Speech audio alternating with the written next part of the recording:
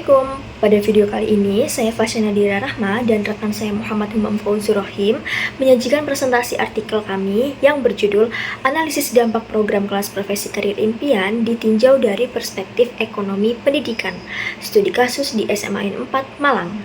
Bagian abstrak membahas mengenai pentingnya pendidikan menengah dalam membentuk kesiapan peserta didik menuju jenjang pendidikan tinggi secara terarah dan efisien. Nah, salah satu inovasi yang mendukung tujuan tersebut yakni program kelas profesi karir impian di SMAN 4 Malang yang memfasilitasi peserta didik dalam mengenali potensi minat dan arah studi lanjut sesuai bidang keilmuan yang diminati. Tujuan dari artikel ini yakni menganalisis dampak program tersebut ditinjau dari perspektif ekonomi pendidikan, khususnya dalam aspek efisiensi sumber daya, relevansi pemilihan jurusan, serta potensi return on investment pendidikan di masa depan. Metode penelitiannya menggunakan pendekatan kualitatif berupa studi kasus melalui wawancara, observasi, dan analisis dokumen terhadap wakil kepala sekolah bidang kurikulum. Hasil penelitian menunjukkan bahwa program ini efektif dalam membantu peserta didik menentukan pilihan studi yang sesuai sehingga meningkatkan efisiensi biaya dan waktu studi serta memberikan indikasi awal terhadap optimalisasi nilai investasi pendidikan. Final penelitian ini terletak pada penerapan analisis ekonomi pendidikan dalam konteks program kesiapan studi lanjut di sekolah menengah yang masih jarang dijadikan fokus kajian empiris.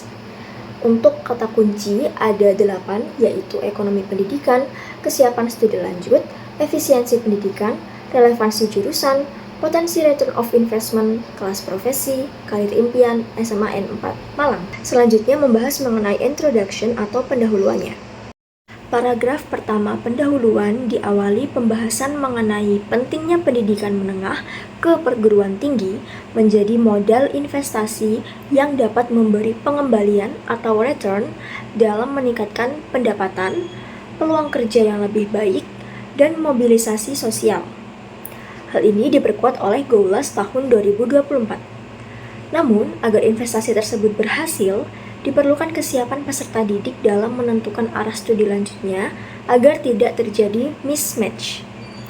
Adapun teori dari Onsi dan Pospisil tahun 2017 mengatakan bahwa jikalau peserta didik memilih jurusan yang kurang relevan atau kurang mempertimbangkan outcome pasar kerja, maka efisiensi dan nilai investasi pendidikan bisa menurun.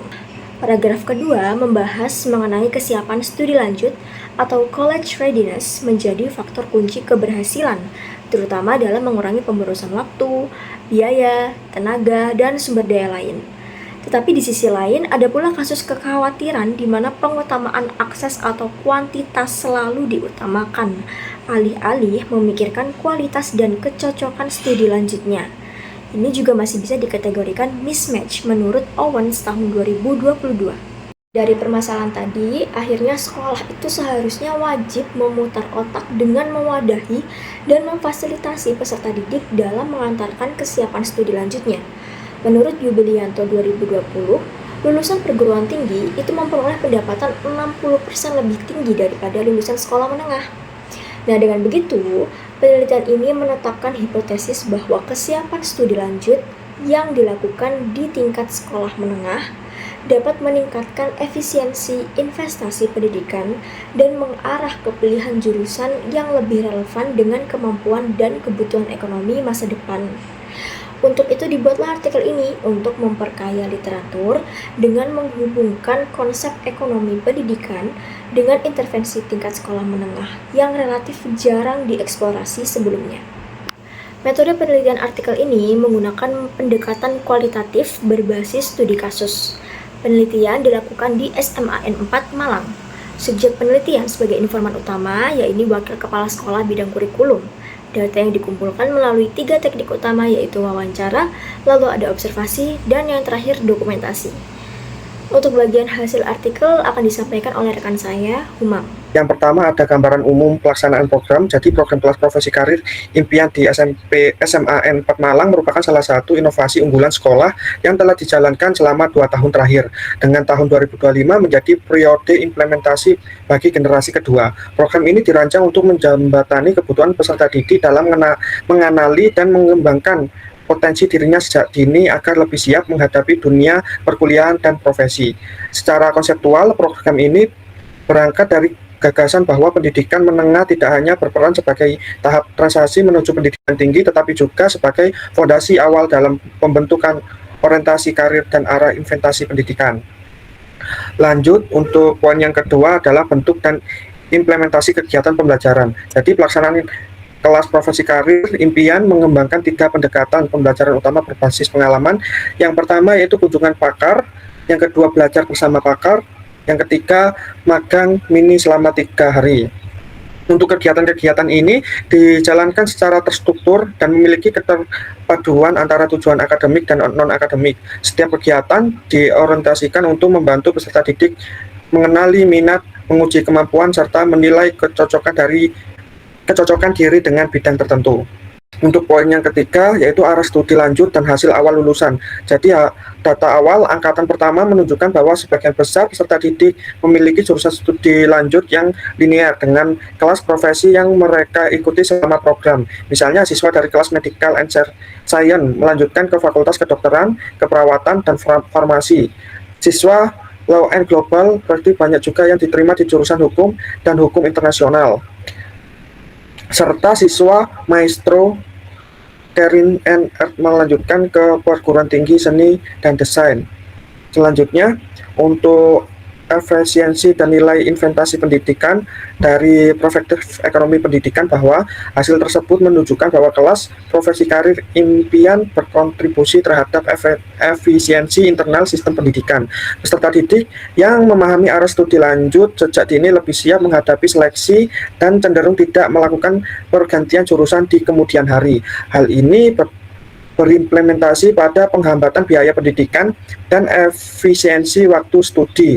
2 indikator utama, efektivitas investasi pendidikan. Untuk yang keempat adalah discussion. Jadi di discussion ini untuk poin yang pertama yaitu adalah efisiensi dan rasional keputusan pendidikan. Jadi temuan bahwa sebagian besar peserta didik memiliki jurusan yang sejalan dengan kelas profesi menunjukkan bahwa program ini berhasil membuahkan pola pikir rasional dari proses pengembangan keputusan pendidikan. Dalam perspektif ekonomi pendidikan, keputusan memilih jurusan yang sesuai dengan minat dan potensi merupakan salah satu bentuk efisiensi internal. Sekolah berperan sebagai lembaga yang mengoptimalkan input baik berupa waktu, tenaga, maupun sumber daya pembelajaran untuk menghasilkan output berupa keputusan pendidikan yang lebih tepat dan relevan. Untuk poin yang kedua, faktor psikologis dan sosial dalam efektivitas program. Secara efisiensi rasional, data menunjukkan bahwa variabel fisiologis dan sosial memegang peran penting dalam efektivitas program. Fenomena yaitu gap year misalnya bukan semata-mata kegagalan mengikuti seleksi perguruan tinggi, tetapi dapat dihadapi sebagai strategi yang dilakukan siswa untuk meningkatkan peluang keberhasilan akademik di tahun berikutnya. Poin yang ketiga yaitu pembelajaran kontekstual sebagai strategi efisiensi. Maksudnya pelaksanaan kegiatan kunjungan pakar, belajar bersama pakar, dan magang mini berkontribusi besar dalam memperkaya pengalaman belajar konseptual peserta didik. Aktivitas-aktivitas tersebut membantu menghubungkan teori yang dihadapkan di kelas dengan realitas dunia kerja dan kehidupan personal yang sesungguhnya. Untuk poin yang keempat, potensi return of investment pendidikan. Meskipun data jangka panjang belum tersedia, arah positif linear pilihan jurusan dapat diklasifikasikan sebagai Evin Indicator of Return sebagai jelaskan oleh Murphy dan Topel 2006. Untuk yang poin kelimanya yaitu implementasi konseptual. Jadi, program kelas profesi karir impian membuktikan bahwa sekolah mampu menerapkan peran aktif sebagai institusi yang memanfaatkan investasi pendidikan melalui orientasi karir, pembekalan inovasi ekonomi, dan pemberitaan pengalaman secara langsung. Yang kelima, conclusion. Jadi, hasil penelitian juga menegaskan bahwa efektivitas program tidak hanya bergantung pada komponen akademik, tetapi untuk dipengaruhi oleh faktor personal seperti kepercayaan diri, kesiapan emosional, dan persepsi siswa terhadap kompetensi yang masuk perguruan tinggi. Hal ini memperhatikan bahwa investasi pendidikan yang optimal tidak dapat dilepaskan dari peran pendampingan mental dan sosial.